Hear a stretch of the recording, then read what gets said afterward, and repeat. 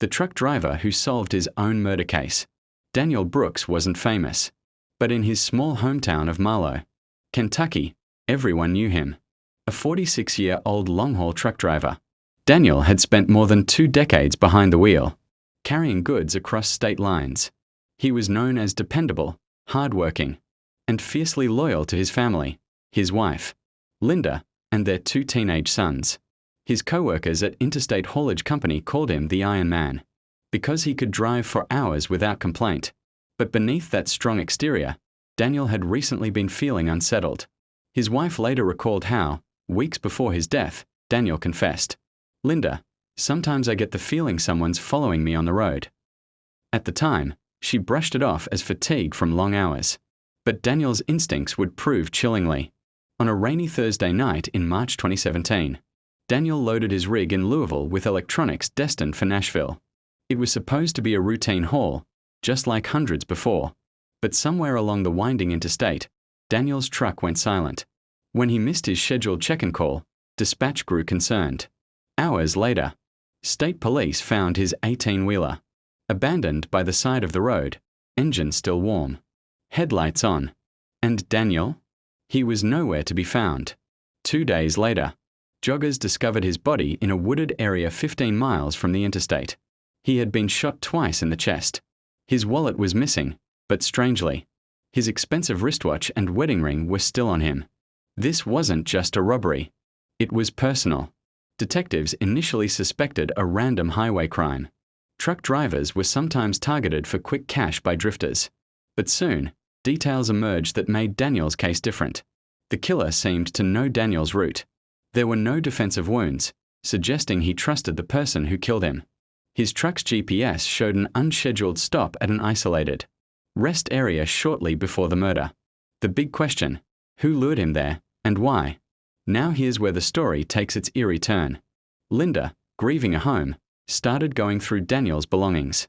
Inside his glove compartment folder, she found a worn-out notebook he used for logging mileage and expenses. But on the last few pages, Daniel had scribbled something unusual. In shaky handwriting, he had written, "If anything happens to me, check Brian, check the warehouse deal." Linda froze. Who was Brian? What warehouse deal? It was almost as if Daniel knew something was coming, and was leaving a trail. Detectives now had their first lead. They learned that Brian Hensley was a fellow truck driver at Interstate Haulage, and one of Daniel's closest friends. But co-workers said the 2 men had recently fallen out after a heated argument about side jobs involving off-the-books deliveries. The truck driver who solved his own murder case. Part 2. The whispers grew darker. Some truckers claimed that Brian had been skimming money and possibly running illegal cargo under the company's radar. Daniel, being the straight-laced man he was, had threatened to report him. If that was true, Brian had a powerful motive to silence Daniel before he exposed the operation. Daniel Brooks thought he was just hauling another load down the highway. But by the time dawn broke, he would be gone, and a chilling mystery would begin. Why did Daniel leave behind cryptic notes pointing to his colleague? Was his murder the result of a dangerous secret deal? One thing was certain, though Daniel Brooks was dead, he was about to play the biggest role in solving his own murder. The note in Daniel's logbook, "If anything happens to me, check Brian, check the warehouse deal," was more than just a vague warning. Investigators treated it like a dying declaration. Linda, his widow, told police that Daniel had grown increasingly paranoid in the weeks before his death. He'd complained about weird cargo being loaded into trucks late at night at the Louisville warehouse, and confided that he thought some co-workers, including Brian Hensley, were involved in something criminal. But Daniel wasn't the kind of man to jump to wild conclusions. If he wrote it down, he had evidence. And sure enough, detectives found more. Inside Daniel's rig, technicians discovered a small, dash-mounted camera, something not standard issue for his company. Daniel had bought it himself, months earlier, after a near accident on the road. When police recovered the memory card, what they saw stunned them.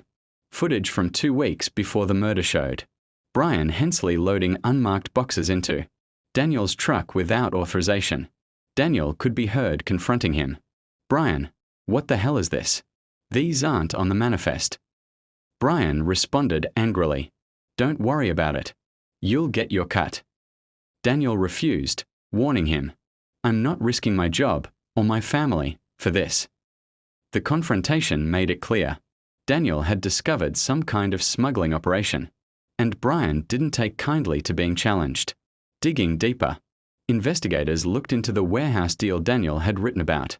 They soon uncovered that certain shipments marked as electronics or furniture were being used to move stolen pharmaceuticals across state lines. The stolen meds were worth thousands of dollars on the black market.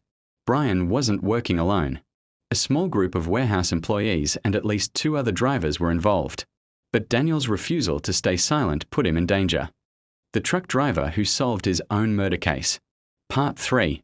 Phone records showed that on the night of the murder, Brian's phone pinged off the same cell tower near the rest stop where Daniel's truck was found. This was no coincidence. When detectives brought Brian in for questioning, he was smug at first. He insisted he hadn't seen Daniel that night and that his phone pinged near the rest stop because he was visiting a friend.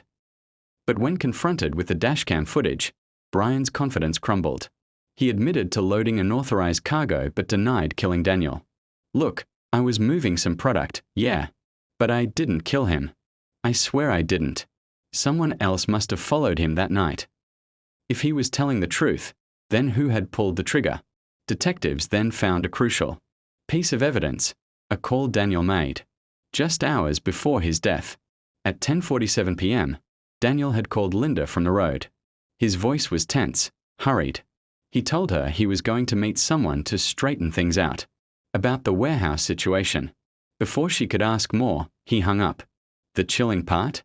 Linda swore she heard another man's voice in the background. She couldn't make out the words, but she was certain it wasn't Brian.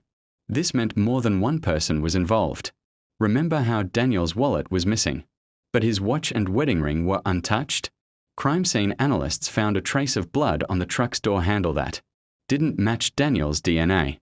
When tested, the DNA came back as a match to Brian Hensley's younger brother, Kyle, a warehouse security guard with a troubled past, including arrests for assault and petty theft. Now the puzzle pieces were falling into place. Daniel caught wind of the smuggling operation. Brian and Kyle confronted him at the rest stop. A heated argument turned violent. Daniel was shot, and his body was dumped in the woods to cover their tracks. By the time Brian and Kyle Hensley were arrested, the town of Marlow was buzzing. How could Daniel Brooks, the man everyone trusted, end up betrayed by people he once considered friends? The trial drew heavy media attention. Reporters painted it as the case where the victim solved his own murder. Jurors weren't just hearing testimony. They were watching Daniel's own dashcam footage from beyond the grave. The prosecution laid out a clear narrative. Daniel discovered the smuggling scheme. He threatened to expose it. Brian and Kyle lured him to the rest stop. A confrontation turned deadly. But the key question remained: who pulled the trigger? During the trial, Brian maintained he had nothing to do with Daniel's death. He admitted to illegal smuggling but insisted his brother Kyle lost control. Kyle, however, shocked the courtroom.